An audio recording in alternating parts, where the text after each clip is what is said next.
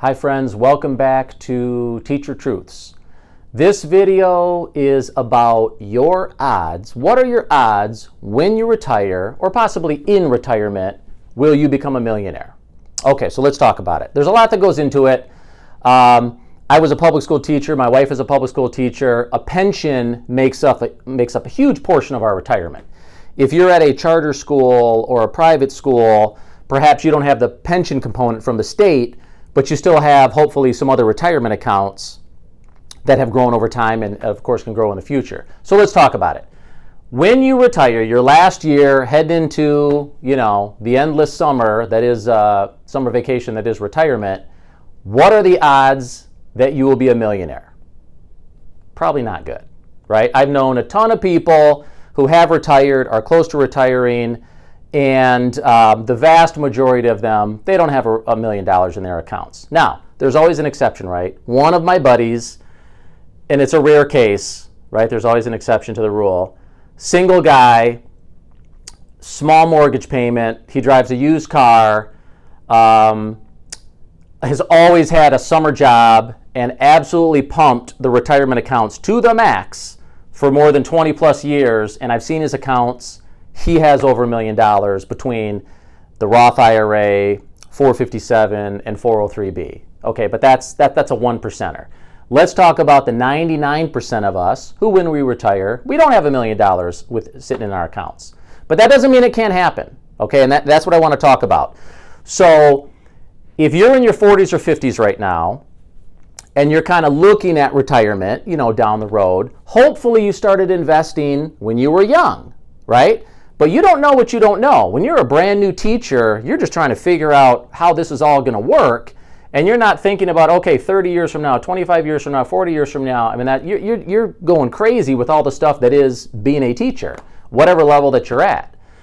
But there's all those scenarios where a 25-year-old versus a 35-year-old versus a 45-year-old, if you're trying to reach $1 million, of course, if you have time on your side, it's much easier. You don't have to put as much into your accounts. If you wait until your late 30s, 40s, 50s, it's very tough because you don't have that compounding aspect of money growing over time. So let's talk about it. Let me give you a couple numbers here. Let's say that, for example, you put $400 per check. And that sounds like a lot, but let me just tell you this. I'm assuming you're on 26 pays, right? You get paid every 2 weeks. So $400 a check times 26 pays is roughly $10,000, all right? So over a 30-year career, that's $300,000. Okay, now you might say to yourself, I'm only putting $200 a check in, and that's fine. I get that. If you're a brand new teacher, or if you know someone, if the person teaching down the hall from you is relatively new, they're probably not putting that much money in. Listen, my very first check in the fall of 1996, my take-home pay was $700, right? You're now putting $400 away on $700. So it doesn't matter how much somebody's putting away. My point is, if you started with something as a young teacher and you kind of bump it up a little bit as you go, or a lot as you go, as you get up the salary scale, it certainly can pay off over time. And I'm almost 50 years old. What 50-year-old wouldn't go back in time to their 25-year-old self and say, hey, listen, this fall, we got our step increase, maybe take a little bit of that money and add it to your retirement account contribution. And, you can ask somebody, do you have a financial advisor? You could talk to my guy or my gal or whatever. When you're a younger teacher, like I say, there's a lot going on and you're not thinking about these things. As a veteran teacher who's done it for a while, I think you kind of have the responsibility to show the younger teachers, some of the ropes in all aspects of teaching. Okay, so now let's say that you've made these contributions. Now there's an interesting rule, it's called the rule of 72 with compounding interest. And I don't know if you've heard of this before. Let me throw a couple numbers at you. So the rule of 72 states that you can kind of estimate a calculation of how long it'll take your money to double. All right, so an easy one, if you're averaging 7% with your compounding interest on your accounts, it would take a little bit longer than 10 years, because that's 10 point something times 7 is 72, right?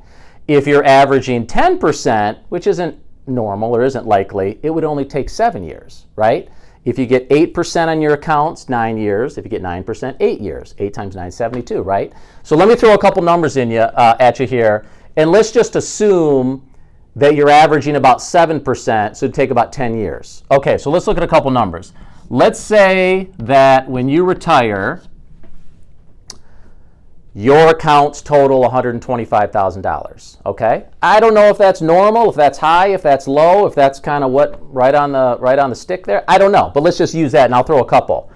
So if you're averaging 7%, right, that's going to become $250K after 10 years. And then in another 10 years, it'll be $500K, right? Okay, now let's say you're married. You know, my wife is a teacher, obviously. We both have our own accounts. And I'll throw two more scenarios. Let's say that you guys together have $300K, or let's say $600K. I mean, that seems kind of high, but let's do that. If you got $300,000 and you're averaging 7%, 10 years from now, let's say you retire this year, right? You got $600K. In another 10 years, you're at $1.2 million, right? You're a millionaire. Now, it took you 20 years after you retired, but you've got $1 million. Now, clearly, you can see this. If you got $600K, which again seems like a lot, but I don't know, maybe people were absolutely pumping the accounts.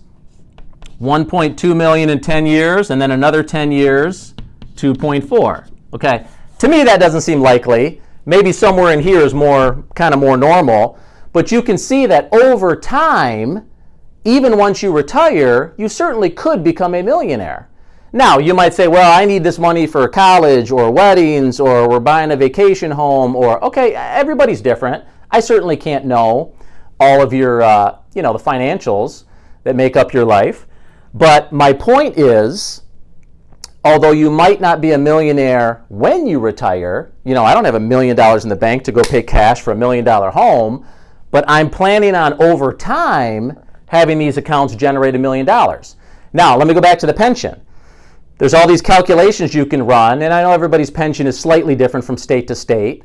But for example, if I'm retired for 30 years, my pension will have paid out over $1.5 million.